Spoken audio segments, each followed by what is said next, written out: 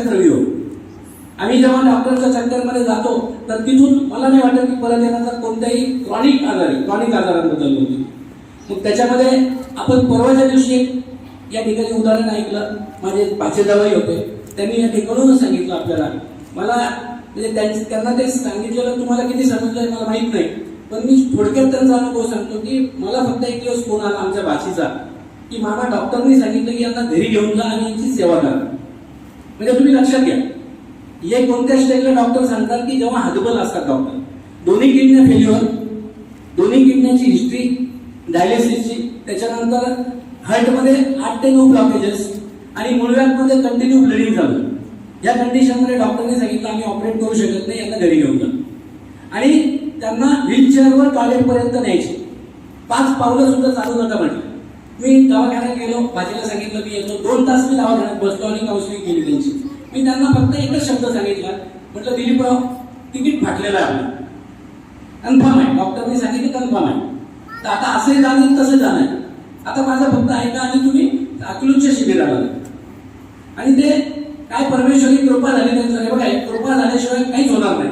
तुम्हाला कोणी किती सांगितलं तर या साधनेमध्ये कृपेशिवाय तुम्ही ही साधनाच करू शकत नाही.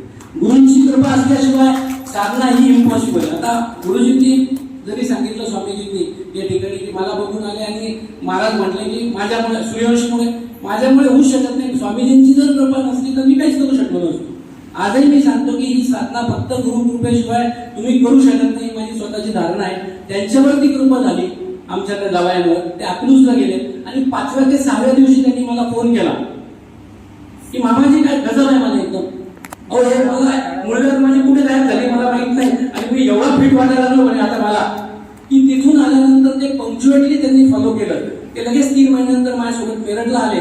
आणि आता डिसेंबर मधल्या पदयात्रेची गोष्ट सांगतो की डिसेंबर महिन्यामध्ये राजस्थानला पदयात्रा झाली. 6 दिवसामध्ये 150 किलोमीटर अंतर चालायचं होतं.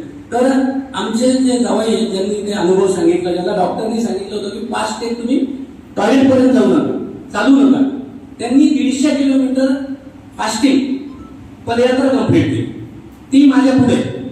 म्हणजे हा चमत्कार असा जर चमत्कार होऊ शकतो की ज्याला डॉक्टर सांगतात 5 पावलं चालू नका, आणि आज 1.5 वर्ष झाले जवळपास. म्हणजे एकदम तब्येत त्यांची पहिले जी होती ती मी बघितलेली होती आणि आता जेव्हा मी बघतो ना तर त्यांच्या मुलापेक्षा ते स्मार्ट दिसायला लागले. म्हणजे त्यांच्या मुलाला ते भाऊच म्हणतील कोणी जरी बघितलं तरी. हा मुलगा आहे त्यांचा हे वाटत नाही. आणि ही साधना अशी आहे की